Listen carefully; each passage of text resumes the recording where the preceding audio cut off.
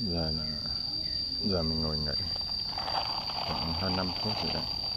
Mình sẽ tiếp tục đi bộ xuống các bạn.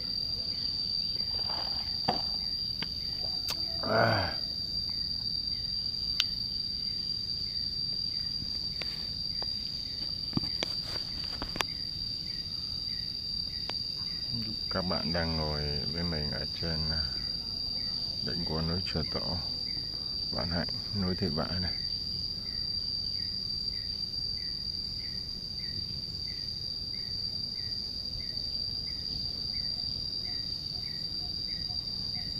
Khung cảnh ở đây thì